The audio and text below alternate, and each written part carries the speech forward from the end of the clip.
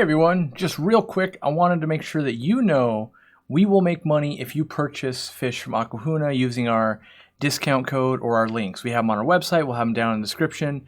And I want to be very forthright because we don't do this normally. And so I want to make sure that you know this is a paid promotion piece in that we will make money. Now, I sent Randy and Jimmy here to film this interview with no intentions other than let's show people what Aqua Huna is. So anything that Randy asked, nothing was prompted by me, even though I'm the one that would generate money from it or a company would.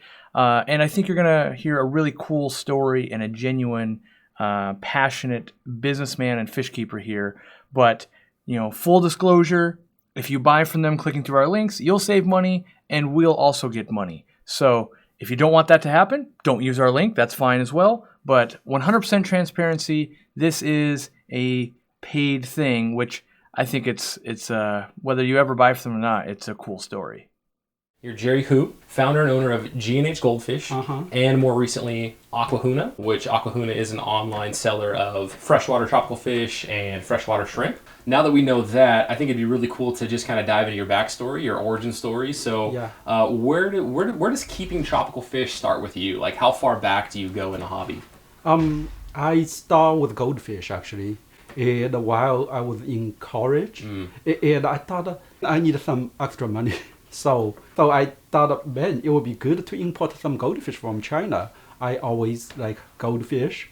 And so I just get a plane ticket, go there and go to check on the farm and get some goldfish. And that was, you were living and going to school here in the States at the time? Yeah, okay. And that was like a second year in college. Okay. And I started doing it. Okay. Back then, China was like a really like a poor country, right. And it was like a really people just like basically make less than $1 a day, and so they raise their goldfish in their backyard. I just cooperated with like 100 of those people and set up a small farm in Shanghai, and I just started importing goldfish. Wow! And so what year was this that you flew out to China? That was like almost like 90s. Okay. 90. Yeah. How long did that take? Like, how long did that take to go to all those different homes and farms and get that set up? Technically, I didn't visit all the farms. Okay. And basically, I found the guy in Shanghai. He's getting all the fish. Okay.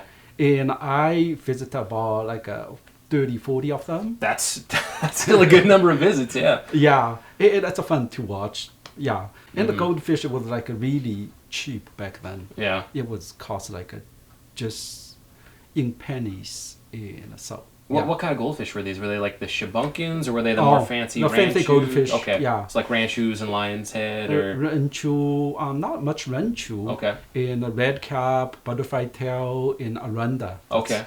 I would imagine back in 1990 it was probably easier to import into the country from China or anywhere overseas than it is now. Did you have any hang-ups? Was there any like really hard lessons learned with your first import shipment or your first couple shipments? Yeah. In the first couple shipments, it was tricky just to get all the paperwork ready. Mm-hmm. But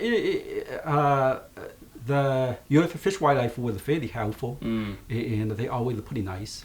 And the customer was pretty easy too, and so not too much hiccup, but it's just like for me to learn how to take care of them and just take a little bit of time, So what did that operation look like then? So you're gonna bring in from 100 different farms. Oh no, I didn't start out with 100 farms. I just started out with just field. Okay. And grow to like a field 100. Okay. And it started out just like 4 and 5. Okay. And so it's not imported that much. How many fish then were on the first import order? First import, I imported like 5 boxes. Okay. So I have my parents' garage. I set it up. That's the story that I want. I wanted to hear. Yeah. What did your first So once you landed them, right? You cleared them, and then what do you? Yeah. So your parents' garage. And I get a kids swimming pool and this plastic tank and just set up the sponge filter and yeah. Did your parents know that you were going to do this? Okay. Yeah. So all the car move outside basically, and no more parking in the garage. And mom and dad were both okay with this? Yeah. Or were they okay? Yeah. They thought it's good that I start out some things. So Yeah, that's how I started, basically, yeah. Was it G&H back then? Or? Yeah, Okay. G&H Goldfish. So that was like the first name that you came up with Yeah. was G&H. Yeah. And what's the G and the H? Yeah, just my initial. Just your initials, okay. Goldfish, yeah. Okay, nice. And, So 1990s was the first import. When did you get your warehouse then? What year was that? a few years later. Just a few years later? Yeah. Okay. I was going to say, I was just thinking in my head, you know, how long you've been in business doing this. Like, the years are just lining up very well that I can do the quick math in my head, and you've been doing this for 30 years now. Yeah. So that's pretty cool. Yeah, it's been a long time. And, almost too long. Yeah. And so one of the interesting things in your time of doing this is that you actually were a supplier to Walmarts in the area, right? Yeah. So how big of a Walmart territory did you have? I have Washington, Oregon, and Idaho. Okay. And yeah, I bought the last wholesaler remaining in Washington State, in which the wholesale fish and pet supply, and they supply to Walmart, and they're not doing very well. So I took over their operation. Gotcha. So I moved here. Yeah, one thing about Walmart is it's like they have some fish which is very easy to take care of. And the previous owner, and he didn't really learn how to take care of the fish. The fish to Walmart, they always dying. And so, and also, when I get the contract, and I take a look and I learn about Walmart system, and they have a marine rent system. They have design flaw, I found out, and I able to fix it. And later on, from like used to be the DOA credit is like 15-20%. When I take over, and our DOA credit is like a 5% from Walmart. Oh, okay. So yeah, I made the Walmart's operation is very good. Oh, okay. So the debt on arrival was like 15-20%, and then after you took it over, you're able to get it down to about 5%. Yeah. Oh wow. Credit, yeah. What was the flaw that was in that system that they were using? Marine wind system, the flaw of the system is they have constantly added water. Like if the water level is low, they add. It's just like the toilet, you know. Right. And sometimes if they set up the water level too low, and the fresh water constantly come in, and the fish don't like that. And if the fresh water keep coming in, they do have all the filtration, like take off the chlorine and everything, but still it's not enough. Okay. So the fish do not like the water, fresh water came in, and they start dying. And the other flaw is it's very hard to deal with. The water flow is too fast. And goldfish is a very feeder goldfish, and some fish, they are very peaceful fish. And they like calm water. If you're floating them, the water keep running, and you ask them to, like, walking whole day and whole night. And so the goldfish don't like that. And so they keep getting weaker and weaker. Oh, okay. Yeah. Yeah, and then you have a couple die, and then they start releasing all the toxins into the water, and then it's just catastrophe for the rest of the system. Yeah. Okay. What was like the scale and enormity like? Because to me that seems like even a 3-state area, right? Washington, Idaho, Oregon, like supplying all those Walmarts. That seems like a lot, right? Like a lot of fish every week or every 2 weeks, whatever that was. So we go through like so every Walmart we go through like 1,000 beta a week for all the 3 Walmart, and then the other fish like angels, almost 1,000 too. Yeah. What was the most popular Walmart fish outside of like a feeder fish? Feeder betas and glowfish, Oh, and tetra, glow Daniel, and angels and pluckos, and quite a few. Yeah. And they moved a lot of Oscars, right? Yeah. Because Oscars as well. I was gonna say I think I might have actually gotten an Oscar from Walmart when I first was in the hobby in like 2010, I think 2007 maybe. I think I just went to my local Walmart and just you see this smaller tank full of all these baby Oscars, and it's like, how could you not? So I think that's actually where one of mine came from. Oscars, and they also have a cichlid, Africa cichlid. Yeah. In general, I guess over the last like 10, 15, 20 years, have you noticed some significant changes in the hobby, or what have you noticed in terms of, just things changing, like maybe fish preferences or mom and pops going out of business. Like, what's your take on it? Yeah, and there's lots change, obviously. And the most change is like used to be cichlid is popular, but not anymore. And the other thing is the goldfish getting so expensive to import. The thing I noticed most is recently the shrimp. They become so popular with the nano tank. Yeah, that's where we get the most of our sales from. Is the shrimp right now? Yeah, the shrimp. Yeah, yeah. Without the shrimp, we probably wouldn't be doing very good. Oh wow, it's just that significant. Yeah. Okay. Yeah. How long have you? When did you first get into shrimp? Shrimp I get into about 10 years ago, Mm-hmm. and there's a shrimp breeder, and I know, and so they keep supplying me some crystal. Then I found a different supplier in Taiwan, and they are really. Yeah, Taiwan's got some really good breeders. Yeah. Yeah, when you look on some of the Facebook groups and you see these guys in Taiwan, and just the quality of shrimp that they put out is incredible. Yeah. There's still some fish people always complain, like a green jay, it's very hard to breed. And sometimes the color never came perfect green. Was there anything that you learned, 10 years ago when you brought on shrimp that, you thought, oh, these are going to be similar to keeping to fish? Was there anything that you learned in those first few years of having shrimp that have, you've kind of changed your operation around it? Yeah, in shrimp, firstly I noticed shrimp is like a piece of water. One thing about crystal, and I learned about shrimp is they need ADA soil. Yeah, that's thing most important. So the cherry neocardinas, it's very easy to take care of. And as long as you have a tank and a peaceful water and some lights, and they will be doing okay. Yeah. And I think that's part of the reason they're getting so popular too. Easy to take care of and just minimum work. And, and also the shrimp eat, all the algae is the Amano. They'll even eat your hair algae. So if people have a hair algae, they don't know what to do, Amano shrimp. Yeah, and so right now, and you're experimenting with, well, I don't know if you're experimenting, but you're feeding Amano's carrots right now. Yeah. Right? When did you start that? Well, carrots is, we started about 3 and 4 years ago. And I found out the Amano, if you feed them the flake and the pellets, and sometimes it's harder to do exactly right. And carrots is for something they can always feeding on. So, and once I done that, and because I put about every tank, I put just small tank, I put 4 and 500. And so they do need a food source all the time. Amano is very active. Yeah, they're always looking for something to eat. And then you've noticed then that when they eat the carrot, they're actually turning on a color a little bit. Yeah, a little bit of red color. Yeah. Yeah.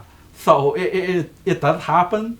The shrimp does change color. Yeah. Yeah, because I think Jimmy was saying in one of our recent videos, Corey was actually saying he was noticing that some of our Amanos were coming in red, and he was wondering why, and that very well could be the reason why. If we're getting them from Gerry, and they're eating the carrots, then we're getting some that are starting to develop that red color. So it's kind of neat. So now we can give an answer for that one. Yeah. So let's talk Aqua Huna. When did you start Aqua Huna?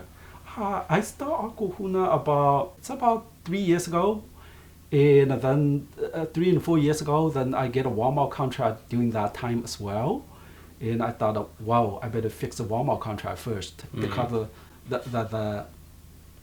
the credit is too high, and so I stopped doing it for a year, and I fixed the contract, and then just like about a year and a half ago, Walmart just gave me a call. Hey guys, we don't want to sell fish anymore. Yeah, we're done. Just so you know, we're done. And thank you for all the years of service. Yeah, and so I thought, okay, I'll just go for the intern myself. Were you that calm when you got that call? Yeah. Okay. And I know it will work too. Yeah. We develop idea how to ship them, and we know what kind of heat pack to use, what ice to use.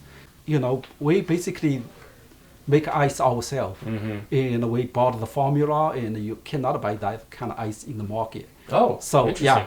Yeah, we bought the formula, and we put it in the small bag and the ice, and put them in, and so we know how to ship like 90 degree, 100 Okay, degree. off the record, off the video, we're gonna need to take a look at this ice formula. I'm very curious now.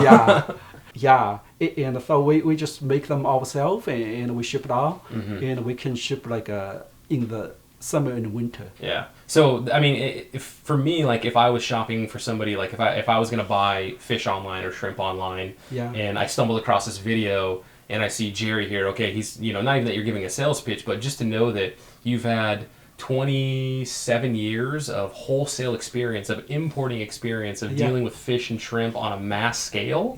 And then you're going to start doing online. And so you're leveraging so much of that experience. Like that just seems like it is it's like a home run, right? Like, you would want to buy from somebody that has a wholesale operation that, can handle fish and keep them healthy and handle fish and shrimp at that scale and be able to buy with confidence. And I think ever since we've kind of done our due diligence as Aquarium Co-op to say that we recommend Aqua Huna. We buy from Gerry and have for years on the wholesale side for the Aquarium Co-op retail store, to point people to you and just the reviews that have come in. Like you already had good reviews, but now just to see how many more reviews come in because now you're shipping so many more fish and shrimp through aquahuna.com that it's been very satisfying to see, just how well you've been able to kind of run with that extra traffic to your website and the extra sales.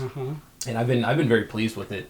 I think it's been great. There's a big hiccup obviously, and we don't have people to answer the email, and people I hire and decide not to answer email.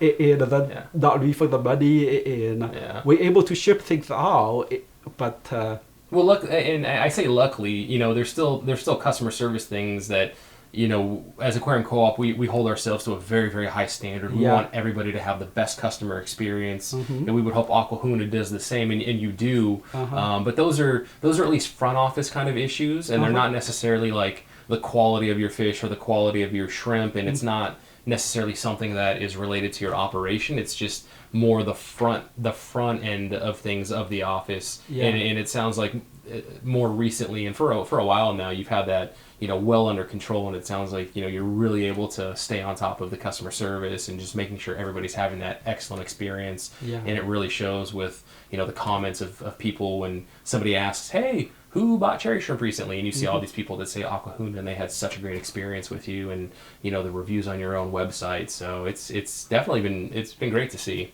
Oh, thank you. Yeah. And you didn't know it initially, but there was 3 or 4 different reputable online fish retailers that Corey and I were looking at. Of course, you were one of them. And so, part of our process was to actually place orders with you that you didn't know it was us. But I placed orders. I had stuff sent to the East Coast. I had stuff sent to the Midwest. I had it sent to the Rocky Mountain region. So we had numerous orders coming out of Aqua Huna blind to you. You didn't know it was us.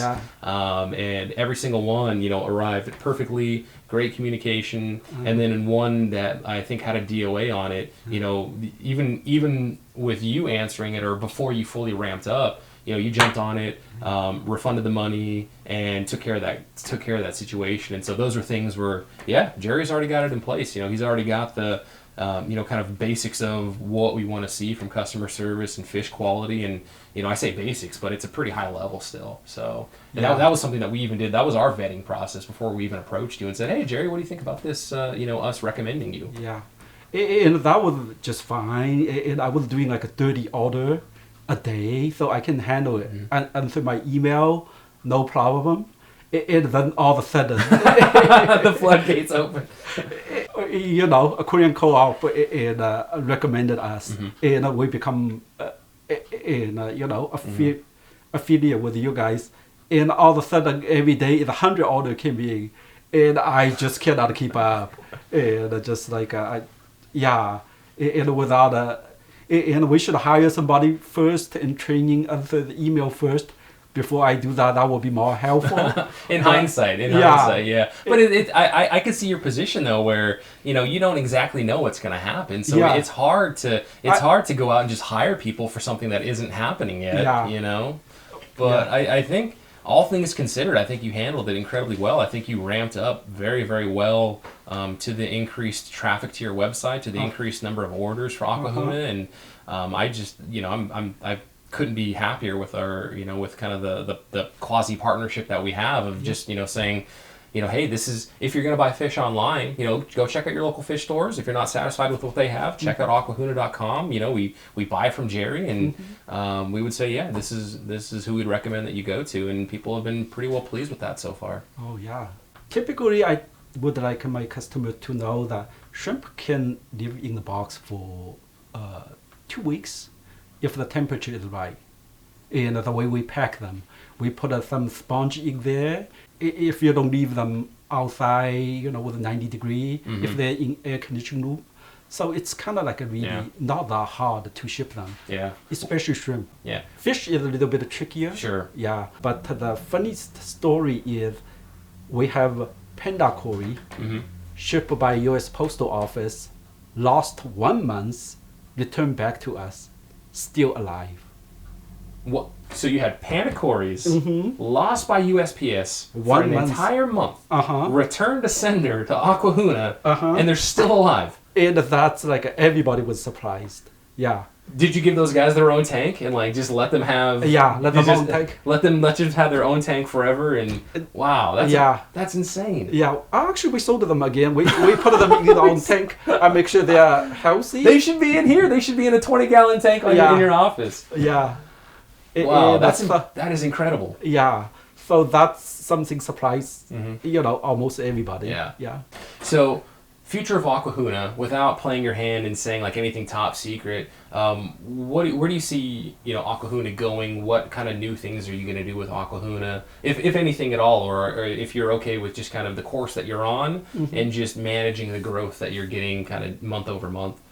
Yeah, we would probably to sell more betas, exotic betas, and also we would like to have this a live camera so people can pick the beta, and that's why I try to get the beta system set up so people can pick the beta they want. And I do have a fairly good beta breeder in Thailand, so they do ship me some real nice looking betas. That's awesome. Yeah.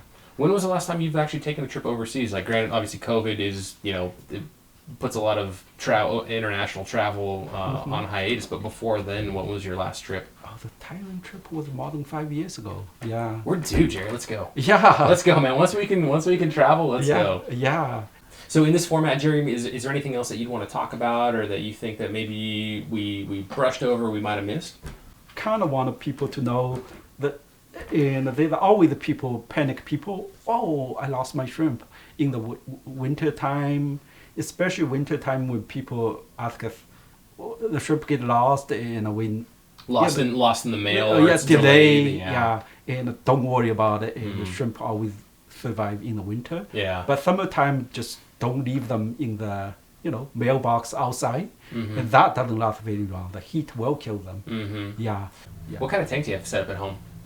Tank, I just have a nano tank. You have a nano tank? Yeah. Describe your nano tank. What is it? Right now we been Syllabus Rainbow and Green Neon Rasbora, and we've been keeping a glassy Rasbora and rams and shrimps. Yeah. But that's good to hear, though, that you've been in this for 30 years and you still have enough passion for the hobby, even having... How many tanks do you have out there? About 800 tanks. So even though you have 800 tanks out there, you still have enough passion for the hobby that you at least have a nano tank at home for you to enjoy. Yeah. And you're not just completely burnt out with fish, where it's I don't even want to look at a fish tank when I go home. No, that's good. Yeah. That's awesome.